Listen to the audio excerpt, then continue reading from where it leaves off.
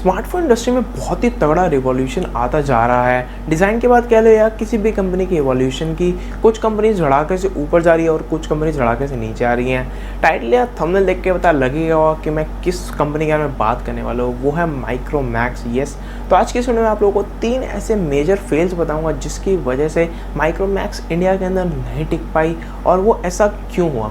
तो स्टार्ट करने से पहले मैं आप लोगों को ये बता दूं कि माइक्रोमैक्स कब स्टार्ट हुई थी और उन्होंने बीच बीच में ऐसा क्या किया जो वो 2015 में इंडिया की second largest smartphone selling company बन चुकी थी। तो माइक्रोमैक्स की बात करें तो 1991 में माइक्रोमैक्स का स्टार्टअप हुआ था, जहाँ पे वो नॉर्मल बटन वाले जो फ़ोन्स होते थे वो बनाते थे। अब उस टाइम जब उन्होंने स्टार्ट किया तो उन्होंने स्टार्टिंग में नोकिया वगैरह के साथ भी कॉन्ट्रैक्ट किया, क्योंकि मार्केट में कॉम्पीट करने के लिए हमेशा कुछ ना कुछ नया लेके आते रहना होता है। तो उन्होंने एक ऐसा फ़ोन बनाया जिसका नाम था माइक्रोमैक्स X1, जिसके अंदर आप सिम कार्ड डाल के रूरल एरियाज़ जहाँ पे बिल्कुल भी नेटवर्क, नो लैंडलाइन, मतलब लैंडलाइन वगैरह बिल्कुल भी नहीं होते, वहाँ तक आप लोगों के सिग्नल आ जाएंगे। और वो फ़ोन इतना बढ़िया था कि आप 30 दिन तक कॉन्टिन्यूस चला सकते थे, क्योंकि वहाँ पे इलेक्ट्रिसिटी के बहुत ज़्यादा इश्यूज़ होते थे। तो लोगों को वो फ़ोन बहुत ज़्यादा पसंद आने लगा और इसी वजह से जो माइक्रोमैक्स का शेयर था मार्केट में वो भी बहुत ज़्यादा बढ़ गया और एक टाइम पे 0.6% हो चुका था। बट ये वाला फ़ोन जैसे जैसे मार्केट में मशहूर होता गया, उन्होंने नोकिया के साथ टाई अप किया, तो 0.6 वाला जो शेयर था ना वो सीधा ही अगले साल 5% चला गया। और ये बात अराउंड 2000-2002 के बीच की है। और ऐसे करते करते स्मार्टफोन्स की बाहर से लेके आ गए माइक्रोमैक्स, क्योंकि उस टाइम नोकिया, सैमसंग जैसे बहुत सारे जो स्मार्टफोन कंपनीज थी ऑलरेडी कंपटीशन में थी और उनको टक्कर देना बहुत ज़्यादा मुश्किल हो रहा था माइक्रोमैक्स के लिए।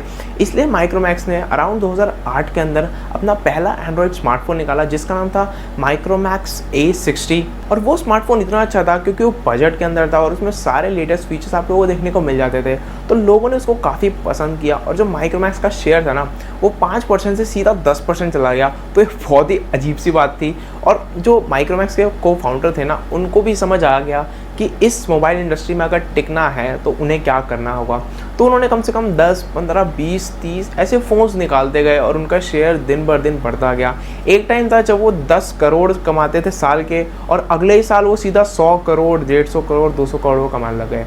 और एक टाइम था शायद 2014 या 15 जब मुझे भी माइक्रोमैक्स एक टाइम पे बहुत पसंद था। उस टाइम माइक्रोमैक्स इंडिया का सेकेंड लार्जेस्ट स्मार्टफोन इंडस्ट्री बन चुका था। पहली अगर आप जानना चाहते हैं तो नीचे कमेंट सेक्शन में जा सकते हैं, मैं वहाँ पे पोस्ट करूँगा। तो 2015 आने तक माइक्रोमैक्स के शेयर्स मार्केट में 16% हो चुके थे। माइक्रोमैक्स हमेशा बजट फ़ोन पे ध्यान देता था और उनके फ़ोन्स हमेशा 2G या 3G होते थे और बहुत सारे ऑलमोस्ट 40 फ़ोन्स 2015 तक वो लोग निकाल चुके थे अलग अलग वैरायटी के। अब ऐसा क्या हुआ कि इन 5 सालों के अंदर माइक्रोमैक्स बिल्कुल भी दिखाई नहीं देता। तो उसके जो 3 रीज़न थे वो मैं आप लोगों को बताने वाला हूँ। तो पहला रीज़न जो सबसे पहला था वो था जियो। 2016 के अराउंड जब जियो स्टार्ट हुआ उससे माइक्रोमैक्स पे बहुत ज़्यादा इम्पैक्ट पड़ने लगा। जैसे मैंने आप लोगों को बताया माइक्रोमैक्स के सारे फ़ोन्स 2G या 3G बेस्ड थे और जो जियो था वो 4G बेस्ड था। अब जियो ने ऐसा क्या किया कि माइक्रोमैक्स डूब गया।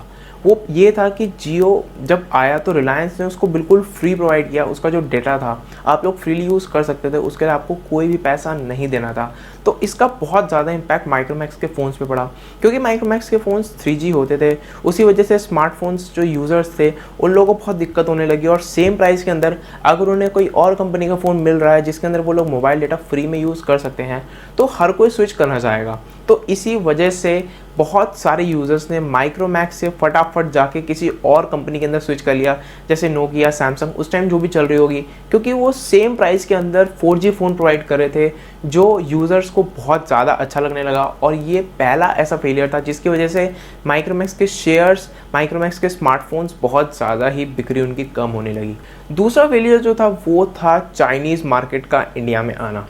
चाइनीज़ स्मार्टफोन इंडस्ट्री जब इंडिया में आनी शुरू हुई, शाओमी, जियोनी, वीवो, ओप्पो, ये लोग जब फ़ोन्स की सेलिंग स्टार्ट करने लगे इंडिया में तो माइक्रोमैक्स को बहुत ज़्यादा इसका इम्पैक्ट पड़ा, क्योंकि सेम प्राइस या 500,000 रुपये कम के अंदर आप लोगों को बहुत सारे फीचर्स मिल रहे हैं एक फ़ोन के अंदर। तो लोगों ने उसी वजह से माइक्रोमैक्स की जगह ओप्पो, वीवो, जियोनी के फ़ोन्स को पसंद करना शुरू किया, क्योंकि वो अपने कैमरा पे, अपने सॉफ्टवेयर पे बहुत ज़्यादा वर्क करते थे। तो ये बहुत बड़ी वजह रही माइक्रोमैक्स के लिए। जो चाइनीज़ इंडस्ट्री थी उन लोगों ने एक चीज़ पे बहुत ध्यान दिया, वो था R&D, रिसर्च एंड डेवलपमेंट, जहाँ माइक्रोमैक्स हमेशा लैग करती थी।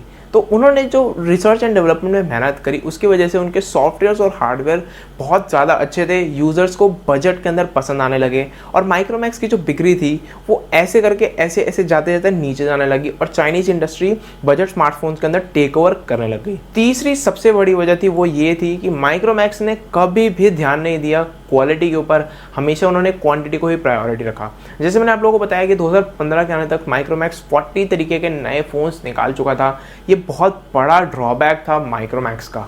अगर वो हमेशा अपनी क्वांटिटी की जगह क्वालिटी पे ध्यान देते, मतलब यूज़र्स को बजट के अंदर बहुत अच्छे अच्छे फीचर्स जैसे अच्छा कैमरा, अच्छी बैटरी, अच्छा सॉफ्टवेयर प्रोवाइड कर दे टाइम के हिसाब से, तो शायद आज माइक्रोमैक्स भी शायद 3rd या 2nd नंबर पे होता है इंडिया के अंदर।